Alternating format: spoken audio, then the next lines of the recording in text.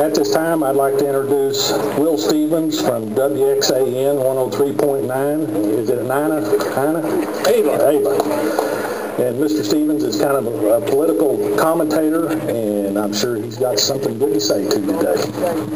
Welcome, Will. Thank you, John. You know, the first thing I want to do is thank John Stanley for the invitation, and let's give all these guys who put this thing together a big round of applause.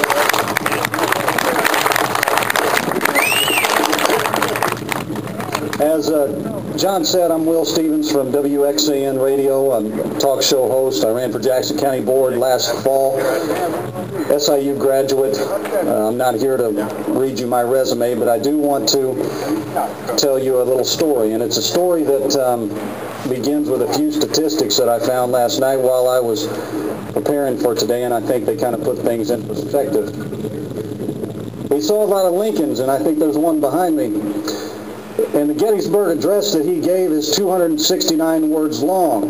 The Declaration of Independence is a little bit over 1,300 words long, and the Holy Bible is a little over 700,000. The tax laws started at 11,000 words in 1913. Today, the tax laws are over 7 million words long. The IRS sends out 8 billion pages of forms and instructions every year. And that's enough to go around this entire earth that we inhabit every day 28 times. It's so green there. Amen to that. A little paperless filing.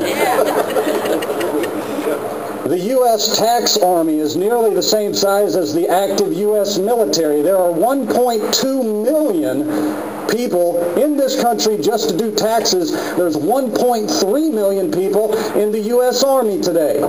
So there is a tax army out there working every single day. And it's really pretty appropriate because it's an invasion into you and mine and into our lives. We work for this money. You work for this money. During Peter the Great, his rule of Russia, he taxed beards, souls, hats, boots, beehives, basements, chimneys, food, clothing, birth, marriage, and burial. Other than the beards and the souls, we tax all those same things in this country today. And it isn't just taxes that we're angry about. In 2008, the General Accounting Office of the federal government said cost overruns, just the overruns on the 95 biggest programs in this country were $300 billion. That's just the overruns. They said it was going to cost X amount of dollars, $300 billion in overruns. There's $25 billion in the last budget that they can't even account for. They don't know who spent it, where it was spent, anything. $25 billion. That's what they tell me and you. They don't know where it went. And that's just on the federal level. And I don't want to bore you with statistics all afternoon, but the state level is so important too. At the state level, we've got $115 billion in debt. Any of you guys here working for the state, your pensions are not being funded. We've got $12.4 billion in debt just this year in this budget in this state. And that leads to real problems. Numbers are numbers, but when you have deficits, you have understaffed prisons. Talk to these guys in Pinckneyville, at Big Muddy, at Tams. They've got people being raped. They've got people being killed, whether it's staff, inmates, whatever. And that's real people being affected by what's a real problem. We've got drug treatment centers closing, substandard care for veterans, financial stress on hospitals because the state can't pay their bills on time.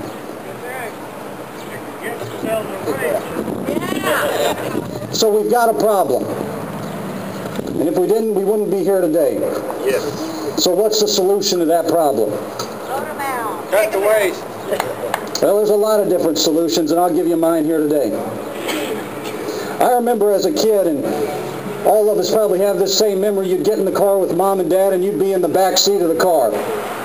driving down the road and you were maybe going to the dentist or the grocery store and you're a kid and you thought, you know, I don't really want to go to the dentist or the grocery store today. But why couldn't you go where you wanted to go? You couldn't go because you weren't driving. Your folks were driving. And that's what's happened to us today. My mom would tell me, maybe we'll go there tomorrow. Or one of her other favorites was, we'll see. I knew we'll see meant it wasn't going to happen. We've traded our freedom to drive the car for what's a comfortable chauffeur, and the chauffeur's driving us towards a cliff. Yes. If you want to chart, and it's the individual, if you want to chart a new course in this country, you've got to get in the driver's seat. If you don't want to be treated like children, you've got to get in the driver's seat. If you want to pursue happiness, there's only one way to do it. And that is to become a part of the system, to change it from within, to run for office. When you voted in your municipal elections last time around, how many offices ran unopposed? And I know so many people, I hear it all the time. I'm 27 years old. People told me I was too young to run for Jackson County Board last time, and maybe they were right because I lost.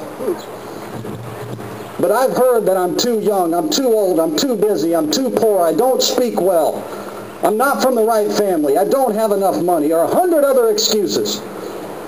But everything we do here today will be lost in the mists of time, will be forgotten tomorrow if we don't step up as individuals and step into that arena and become part of it and try to change it from within. Let's make this day the match that lights the fire within our hearts and translates into something bigger than ourselves here today. Let's make this day a day that people look back on and say, that was the turning point. And only if you're willing to take that leap and to have that motivation will we change things to the vision that we want to see in this country. Yeah. And I thank you very much for being here today.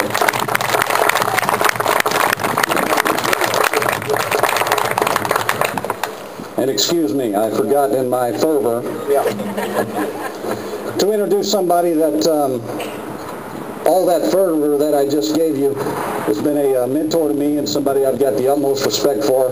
Scott Duty, he is going to soon be back on the radio with WINI and some changes that the WHCO radio group is putting together, and I think you're definitely going to want to hear what he's got to say. Scott, step right up.